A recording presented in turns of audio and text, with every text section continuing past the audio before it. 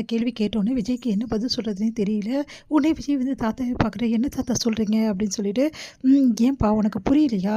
காவேரி ஏன் வந்தான்னு உனக்கு தெரியலையா? காவேரி உனக்காக தானே வந்தா. இவ்வளோ எதிர்ப்பையும் மீறி, இவ்வளோ பிரச்சனையும் மீறி ஒரு பொண்ணு வரான்னா, அதுக்கு என்னடா அர்த்தம்? அது கூட உனக்கு தெரியாது?" அப்படின்னு சொல்லிட்டு கேட்குறாரு. "எனக்கு புரியுது தாத்தா. ஆனால் அவள் குடும்பத்தை விட்டு அவள் வந்து அவளை பிரித்து நான் எப்படி தாத்தா என்னோட வச்சுக்க முடியும்? நீங்களே சொல்லுங்கள்." அப்படின்னோடனே, என்னடா பேசுகிற நீ? அவளே வந்து வரா.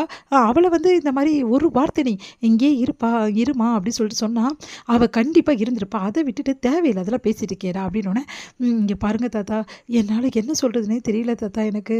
ஏன்னா காவேரி வந்து அவளே முடிவு பண்ணி வந்ததால் தான் தாத்தா அப்படி நான் யோசித்தேன். பார்த்தா அது நான் சொல்ல வந்தேன் தாத்தா. ஆனால் அதுக்குள்ளேயுமே வந்து அங்கே வந்து நர்மதா வந்துட்டா. அதனால என்னால் சொல்ல முடியல.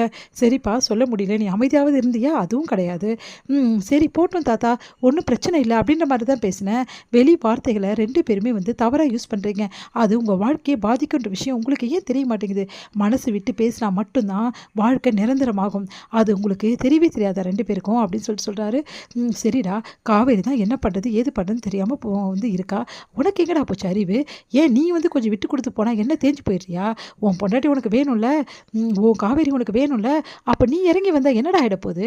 நம்ம இறங்கி வந்தால் ஒரு அன்பு கிடைக்கும், ஒரு லைஃப் கிடைக்கும்னா கண்டிப்பாக இறங்கி வரலாம்டா. ஈகோவை தலை மேலே தூக்கி வச்சு ஆடக்கூடாதுடா அப்படின்றாரு. அதை கேட்டுட்டு தாத்தா, இல்லை தாத்தா நான் அதுக்காக சொல்ல தாத்தா, காவேரி இல்லாமல் என்னால் இருக்க முடியாது, அது உண்மைதான் தாத்தா. ஆனால் அவங்க குடும்பம் இல்லாமையே என்னால் இருக்க முடியல தாத்தா அப்படின்னு அழறாரு.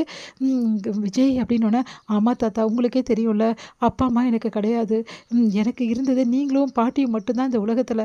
நீங்கள் 2 பேரும் தான் தாத்தா எனக்கு. அப்புறம் ஒரே ஒரு குடும்பம் எனக்கு புதுசாக கிடச்சிது தாத்தா.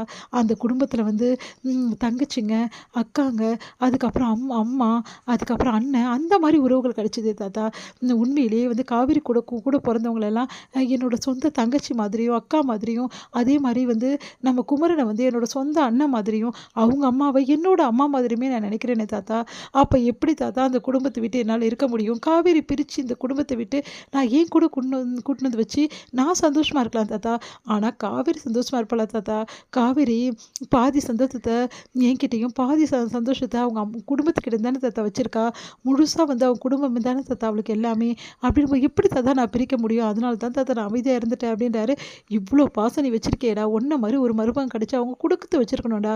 இந்த விஷயத்தெல்லாம் புரியாமல் அவங்க இந்த மாதிரி அவசரப்பட்டுட்டாங்களே. இப்போ என்ன பண்ண போகிற விஜய்? தாத்தா நான் ஒரு முடிவு எடுத்துட்டேன் தாத்தா. காவேரியை நான் கூட்டிகிட்டு வருவேன் தாத்தா அந்த வீட்டுக்கு.